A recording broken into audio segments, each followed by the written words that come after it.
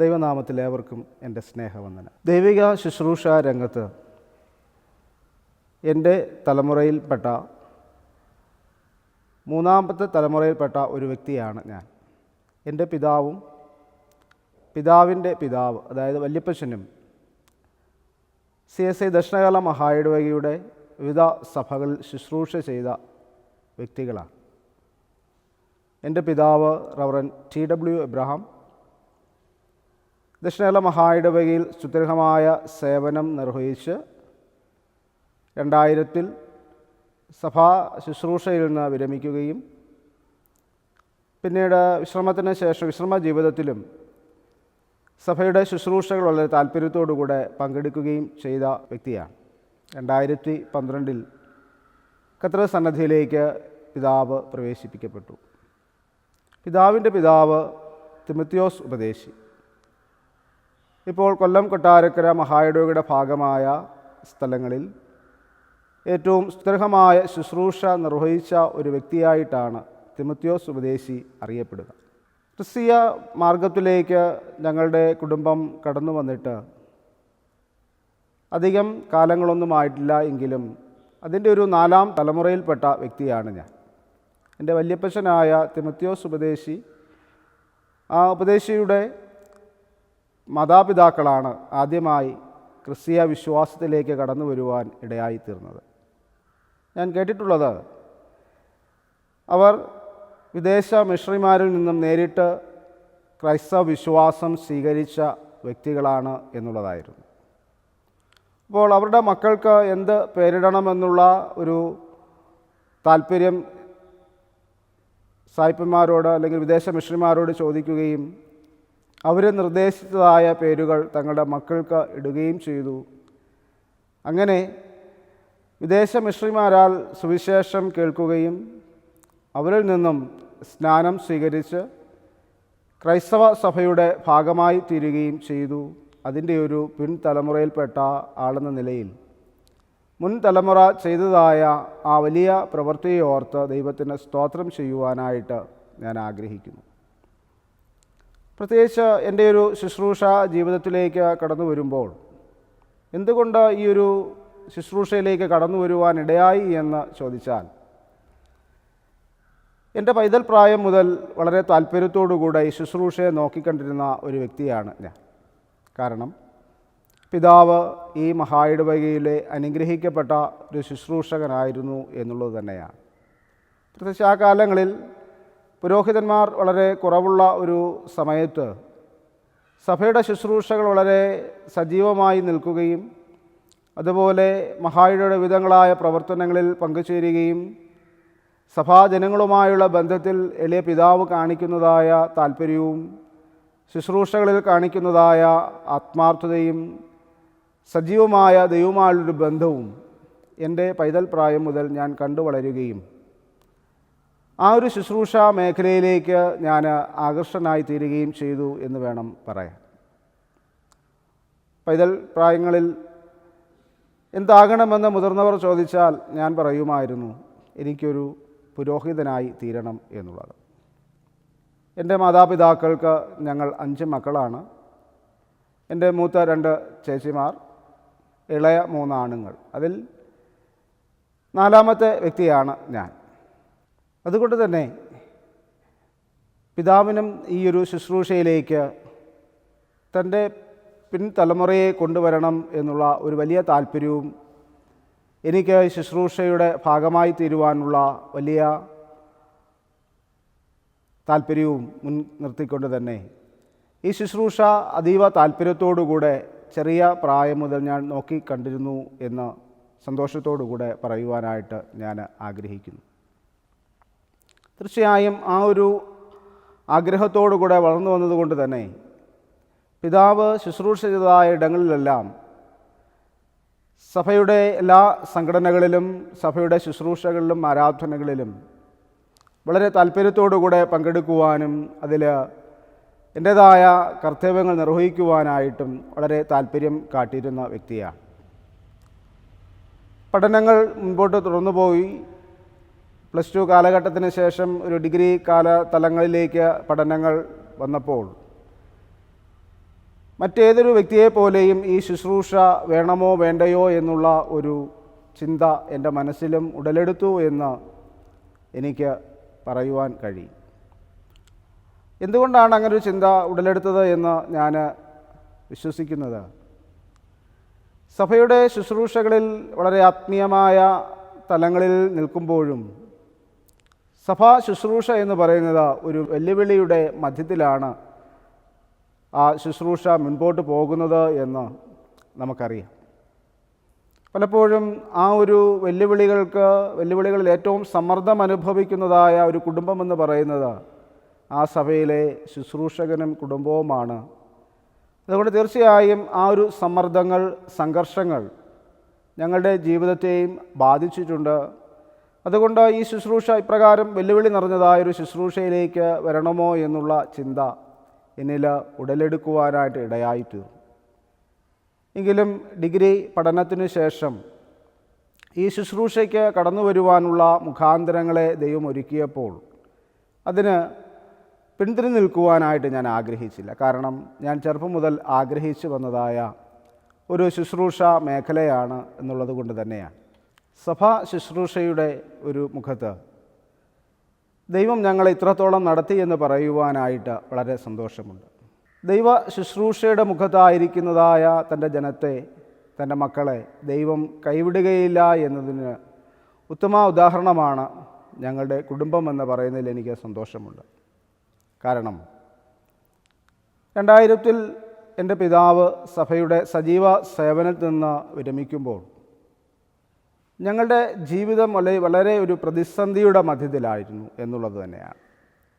കാരണം അതുവരെയും സഭയുടെ മിഷൻ വീടുകളിൽ താമസിക്കുകയും സഭയുടെ ശുശ്രൂഷകൾ പങ്കെടുക്കുകയും ചെയ്തിരുന്നതുകൊണ്ട് മിഷൻ വീടുകൾ ഞങ്ങളുടെ സ്വന്തം ഭവനങ്ങളായിട്ട് കരുതിയാണ് ഞങ്ങൾ ജീവിച്ചിരുന്നത്.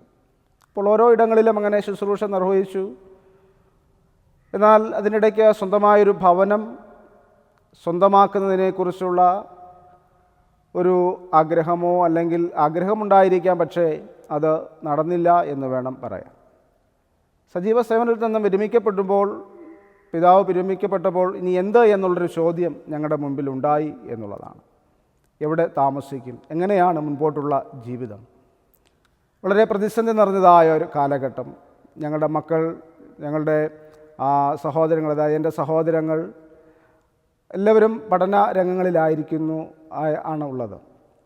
അപ്പോൾ അതിൻ്റെ മധ്യത്തിൽ ജീവിതം എങ്ങോട്ട് പോകും എന്നറിയാതെ വിഷമിച്ചതായൊരു കാലഘട്ടമുണ്ട്.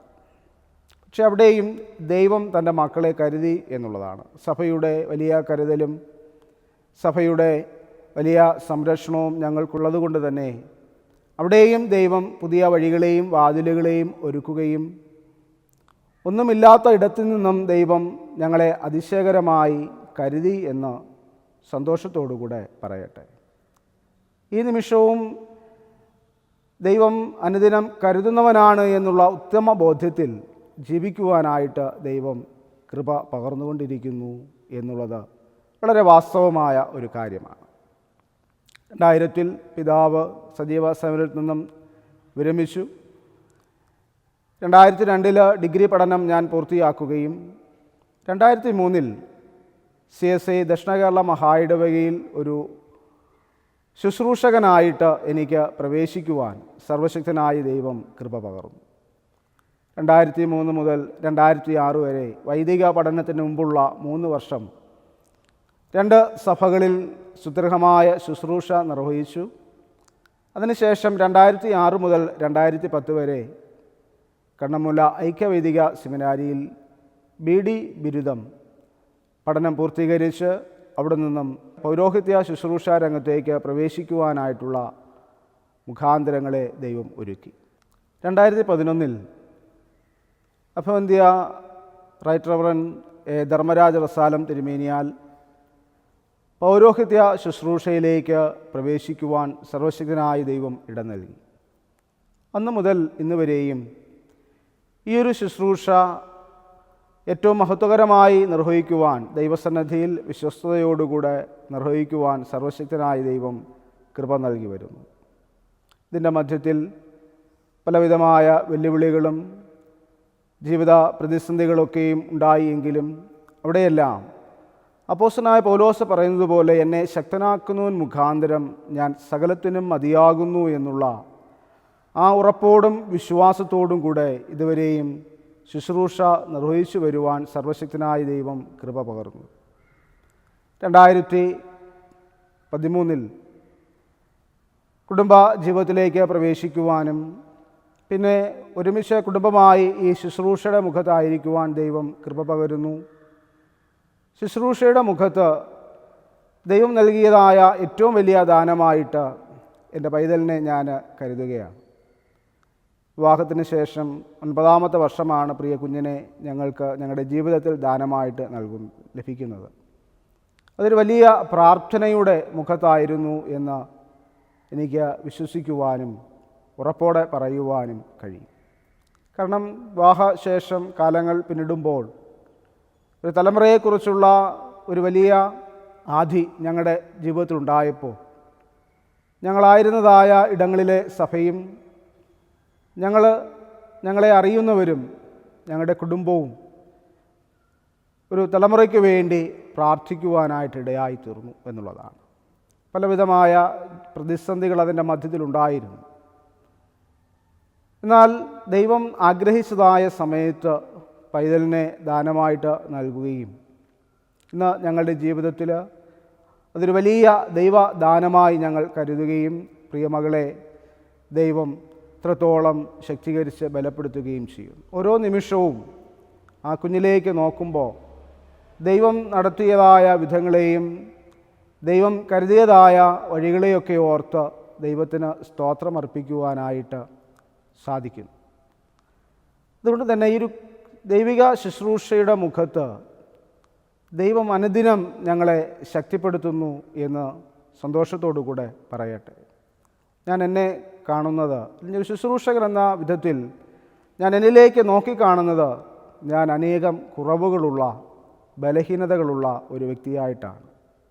മറ്റുള്ളവരുടെ മധ്യത്തിൽ മറ്റൊരു ശുശ്രൂഷയുടെ മുഖത്ത് എത്രത്തോളം എനിക്ക് ശോഭിക്കുവാൻ കഴിയുമെന്നുള്ളതായ വലിയ ആശങ്കകൾ ഉണ്ട് എങ്കിൽ തന്നെയും നാൾതോറും ദൈവം എന്നെ നടത്തുന്നു, ശുശ്രൂഷയിൽ ബലപ്പെടും. തീർച്ചയായും ദൈവസന്നിധിയിലുള്ള എൻ്റെ സമർപ്പണത്തിൻ്റെയും കുടുംബമായുള്ള ഞങ്ങളുടെ പ്രാർത്ഥനയുടെയും വലിയൊരു ആഴപ്പെടലിലാണ് ഈ ഒരു ജീവിതം ഇന്നും മുൻപോട്ട് പോകുന്നത്. തീർച്ചയായും ഈ ഒരു ശുശ്രൂഷ ജീവപര്യന്തം വിശ്വസ്തയോടുകൂടെ നിർവഹിക്കുവാനായിട്ട് ഞാൻ ആഗ്രഹിക്കുന്നു.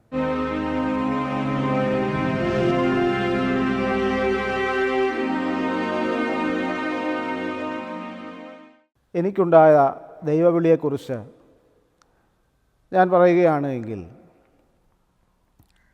ദൈവത്തിനൊരു മനുഷ്യനെക്കുറിച്ചുള്ളതായ ഉദ്ദേശം എന്ത് എന്ന് തിരിച്ചറിയുവാനായിട്ട് ഓരോരുത്തർക്കും കഴിയണം എന്നുള്ളതാണ്. ജീവിതത്തിൽ ഒരു ബാല്യകാലത്തിൽ ഈ ശുശ്രൂഷ വളരെയധികം ഇഷ്ടപ്പെട്ടിരുന്നതായ ഒരു വ്യക്തി എന്ന നിലയിൽ വളർച്ചയുടെ ഏകദേശം കുറേ നാളുകൾ ഈ ശുശ്രൂഷ വളരെ താല്പര്യത്തോടുകൂടെ നോക്കിക്കണ്ടതായ ഒരു മനുഷ്യനാണ് ഞാൻ. എന്നാൽ പിന്നീട് എപ്പോഴോ ആ ഒരു ശുശ്രൂഷയുടെ മുഖത്ത് തുടരണോ എന്നുള്ളതായ, അല്ലെങ്കിൽ ആ ശുശ്രൂഷ വേണോ ജീവിതത്തിൽ എന്നുള്ളതായ ആലോചനകളും സംഘർഷങ്ങളും എൻ്റെ ജീവിതത്തിൽ വന്നു എന്നത് വാസ്തവമാണ്. എന്നാൽ അവിടെയും ദൈവത്തിൻ്റെ വിളിയെ അവഗണിക്കുവാനായിട്ട് എനിക്ക് കഴിഞ്ഞില്ല എന്നുള്ളതാണ്. തീർച്ചയായും എൻ്റെ പൂർവ്വ പിതാക്കന്മാർ, അല്ലെങ്കിൽ വല്യപ്പച്ചനും പിതാവും ചെയ്തതായ ഒരു ശുശ്രൂഷയെ തുടർന്ന് നിർവഹിക്കുവാനായിട്ട് എനിക്ക് കഴിയും എന്നുള്ളതായ ഒരു ഉറപ്പും വിശ്വാസവും ലഭിച്ചത് എൻ്റെ പിതാവിൽ നിന്നുകൊണ്ടാണ്. ആദ്യമായി ദൈവാലയത്തിലൊരു ശുശ്രൂഷകൾക്കായിട്ട് കടന്നു പോകുമ്പോൾ എൻ്റെ പിതാവ് എന്നോട് പറഞ്ഞതായ ഒരു കാര്യം എപ്പോഴും എൻ്റെ മുൻപിലുണ്ട്. എൻ്റെ 22ാമത്തെ വയസ്സിലാണ് ഞാൻ ആദ്യമായി ഒരു സഭയുടെ ശുശ്രൂഷയ്ക്കായിട്ട് കടന്നു പോകുവാൻ ദൈവം എനിക്ക് അവസരം ഒരുക്കിയത്. ആ ശുശ്രൂഷയ്ക്കായിട്ട് ഞായറാഴ്ച രാവിലെ ദൈവാലയത്തിലേക്ക് പോകുവാൻ ഞാൻ പ്രാർത്ഥിച്ച് ഭവനത്തിൽ നിന്ന് ഇറങ്ങുമ്പോൾ എൻ്റെ പിതാവ് എന്നോട് പറഞ്ഞതായ ഒരു കാര്യം ഇപ്പോഴും എൻ്റെ മുമ്പിലുണ്ട്. മോനെ, നിൻ്റെ മുമ്പിൽ വിദ്യാഭ്യാസമുള്ള അനേകർ ആരാധനയ്ക്ക് സംബന്ധിക്കും. ഒരുപക്ഷെ നിന്നേക്കാൾ കൂടുതൽ വേദപുസ്തക പരിജ്ഞാനമുള്ള ആളുകൾ നിൻ്റെ മുൻപിലുണ്ടാകും. എന്നാൽ നീ മനസ്സിലാക്കേണ്ടത്, നീ ഒരു ശുശ്രൂഷകനായിട്ടാണ് അവിടെ മുമ്പിൽ നിൽക്കുന്നത്. നീ ഒരു ദൈവത്തിൻ്റെ പ്രതിപുരുഷനായിട്ടാണ് അവരുടെ മുമ്പിൽ ശുശ്രൂഷകനായിട്ട് നീ നിൽക്കേണ്ടത്. അവിടെ നിൻ്റെ ശുശ്രൂഷയുടെ മുഖത്ത് ദൈവം നിന്നെ കരുതും. പ്രാർത്ഥനയോടുകൂടെ സമർപ്പണത്തോടുകൂടെ ഈ ശുശ്രൂഷ നീ ചെയ്യണമെന്ന് പറഞ്ഞ് എന്നെ ഉപദേശിച്ച് അയച്ചതായ എൻ്റെ പിതാവിൻ്റെ ആ വാക്കുകൾ എപ്പോഴും എൻ്റെ ഈ ശുശ്രൂഷയിൽ എനിക്ക് എപ്പോഴും എന്നെ ബലപ്പെടുത്തുകയും ആ ഒരു ശുശ്രൂഷയുടെ ഉത്തരവാദിത്തത്തെക്കുറിച്ച് എപ്പോഴും എന്നെ ഓർമ്മപ്പെടുത്തുകയും ചെയ്യുന്നു എന്നുള്ളതാണ്. ഞാൻ എന്തിനാണ് ഒരു ശുശ്രൂഷകനായി തീർന്നത് എന്നത് എപ്പോഴും ഞാൻ ചിന്തിച്ചുകൊണ്ടിരിക്കുന്നതായ ഒരു കാര്യമാണ്. എൻ്റെ ശുശ്രൂഷയുടെ മുഖത്ത് എൻ്റെ പിതാവ് കാണിച്ചു തന്നതായ നല്ല മാതൃകൾ എൻ്റെ മുൻപിലുണ്ട്. എൻ്റെ പിതാവ് കണ്ണുനീരോടുകൂടെ ആവശ്യങ്ങളായിരിക്കുന്നവർക്ക് വേണ്ടി പ്രാർത്ഥിക്കുന്ന ഒരു മനുഷ്യനായിട്ടാണ് ഞാൻ കണ്ടിരുന്നത്. മറ്റൊന്ന്, കടന്നു വരുന്നവരെ ഏതു വിധത്തിലും സഹായിക്കുവാനായിട്ട് താല്പര്യമുള്ള ഒരു മനുഷ്യനാണ്. ഇന്നും എൻ്റെ പിതാവിനെക്കുറിച്ചുള്ള നല്ല ഓർമ്മകൾ പങ്കുവയ്ക്കുന്നതായ സാധാരണക്കാരായ ജനങ്ങളെ, ആളുകളെ ഇപ്പോഴും കാണുമ്പോൾ അവരുടെ വാക്കുകൾ എന്നെ പ്രചോദിപ്പിച്ചുകൊണ്ടിരിക്കുന്നു. അതുകൊണ്ട് തീർച്ചയായും ഈ ഒരു ദൈവ ശുശ്രൂഷയിലേക്ക് ഞാൻ കടന്നു വന്നപ്പോൾ മുതൽ എൻ്റെ മുൻപിലുള്ളതായ ഏറ്റവും വലിയതായ ചോദ്യം എന്ന് പറയുന്നത്, എൻ്റെ പിതാവ് ചെയ്തതായ ശുശ്രൂഷ പോലെ എനിക്ക് ചെയ്യുവാനായിട്ട് കഴിയുമോ എന്നുള്ളതായിരുന്നു. ദൈവകൃപയാൽ ഇന്നും ഇത്രത്തോളം ദൈവം എന്നെ ശക്തിപ്പെടുത്തുന്നു എന്നുള്ളതാണ്. ബലഹീനതയിൽ തികഞ്ഞു വരുന്നതായ ദൈവശക്തി എന്നിൽ അത്യന്തം ദൈവം നിറയ്ക്കുന്നത് കൊണ്ട് തീർച്ചയായും ഈ ഒരു ശുശ്രൂഷയിൽ എനിക്കുള്ള ഒരു ദൈവവിളിയെക്കുറിച്ച് എപ്പോഴും ഞാൻ ബോധ്യവാനാണ് എന്നുള്ളത് സന്തോഷത്തോടു കൂടെ പറയുവാനായിട്ട് കഴിയും.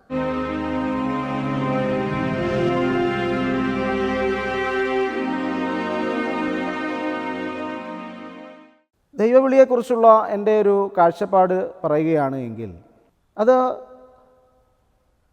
ദൈവിക ശുശ്രൂഷ ചെയ്യുവാനായിട്ട് ഉള്ളവർക്ക് വേണ്ടി മാത്രമുള്ളതല്ല. ദൈവം നമ്മെ ഏതൊക്കെ നിലകളിൽ, ഏതൊക്കെ ഇടങ്ങളിൽ നിലനിർത്തിയിരിക്കുന്നുവോ അവിടെയെല്ലാം ഒരു ദൈവത്തിൻ്റെ വലിയ ശുശ്രൂഷകരായി നിൽക്കുവാനുള്ള ഉത്തരവാദിത്വം നമുക്കുണ്ട് എന്നുള്ളതാണ്. അപ്പോസ്തലനായ പത്രോസ് പറയുന്നത് പോലെ നമ്മെ ദൈവം വിളിച്ചിരിക്കുന്നത് രാജകീയ പുരോഹിത വർഗമായിട്ടാണ്. സർവ്വജനത്തിനുമുള്ള ഒരു പൗരോഹിത്യം എന്നുള്ളതാണ് പുതിയ നിയമസഭയുടെ കാഴ്ചപ്പാട് എന്നുള്ളത് നമുക്കറിയാം. നാം ഏത് ജീവിത മുഖാന്തരങ്ങളിലാകട്ടെ, നാം ഒരു കാർഷിക വൃത്തിയിലാണ് എങ്കിലും, ഒരു അധ്യാപന മേഖലയിലാണ് എങ്കിലും, ഒരു സാമൂഹിക സേവന മേഖലയിലാണ് എങ്കിലും, ഒരു രാഷ്ട്രീയ പ്രവർത്തകനാണ് എങ്കിലും, ജീവിതത്തിൽ നമ്മൾ ചെയ്യുന്നതായ തൊഴിലുകൾ വ്യത്യസ്തമാണ്. എന്നാൽ നമ്മെ ആ ശുശ്രൂഷകൾക്കായിട്ട് വിളിച്ചിരിക്കുന്നത് ദൈവമാണ് എന്നുള്ള ഒരു ബോധ്യം നമ്മുടെ ജീവിതത്തിലുണ്ട് എങ്കിൽ തീർച്ചയായും അതൊരു ദൈവവിളിയായി സ്വീകരിക്കുകയും ആ വിളിയെ ഒരു വെല്ലുവിളിയായി ഏറ്റെടുത്തുകൊണ്ട് സമൂഹത്തിന്, ജനത്തിന് നല്ല സേവനം ചെയ്യുവാനായിട്ട് അവർക്ക് സാധ്യമായി തീരും എന്നുള്ളതാണ്. അതുകൊണ്ട് കുറച്ച് തിരഞ്ഞെടുക്കപ്പെട്ടവർക്ക് വേണ്ടി മാത്രമുള്ളതായ ദൈവത്തിൻ്റെ ഇടപെടലല്ല ഈ ദൈവവിളി, നമുക്കേവർക്കും ഉള്ളതാണ്. അത് മനസ്സിലാക്കുവാനും, മനസ്സിലാക്കി കഴിഞ്ഞാൽ സമർപ്പണത്തോടുകൂടെ ആ ശുശ്രൂഷയ്ക്ക് വേണ്ടി നമ്മെ തന്നെ നൽകുക എന്നുള്ളതുമാണ് ഞാൻ ദൈവവിളിയെക്കുറിച്ച് മനസ്സിലാക്കിയിരിക്കുന്നത്.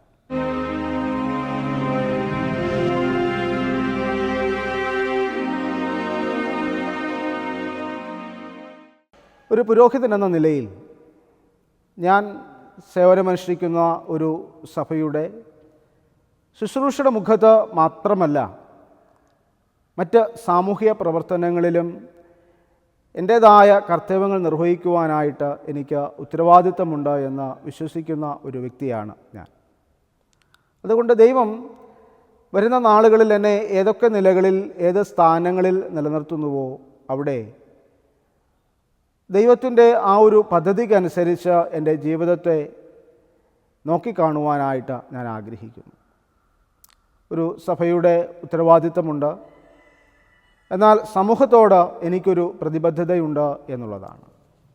ഞാൻ പ്രതിദാനം ചെയ്യുന്നതായ ഒരു സഭയും ഞാൻ പ്രതിദാനം ചെയ്യുന്നതായ ഒരു സമൂഹവും എന്നിൽ നിന്ന് ആവശ്യപ്പെടുന്നതായ പ്രവർത്തനങ്ങൾക്ക് വേണ്ടി എൻ്റെ ജീവിതത്തെ ഞാൻ വിട്ടുകൊടുക്കുവാനായിട്ട് സന്നദ്ധനായ ഒരു മനുഷ്യനാണ്. അതുകൊണ്ട് തീർച്ചയായും സഭയുടെ ഒരു ശുശ്രൂഷയുടെ മുഖത്ത് മാത്രമല്ല, സാമൂഹ്യ സേവന രംഗത്തും സാധാരണക്കാരായ ജനങ്ങളിടയിൽ പ്രവർത്തിക്കുവാനായിട്ട് ആഗ്രഹമുള്ള വ്യക്തി എന്ന നിലയിലും തുടർന്നുള്ള ശുശ്രൂഷ മേഖല അർത്ഥവത്തായി നിർവഹിക്കുവാനായിട്ട് ഞാൻ ആഗ്രഹിക്കുകയാണ്.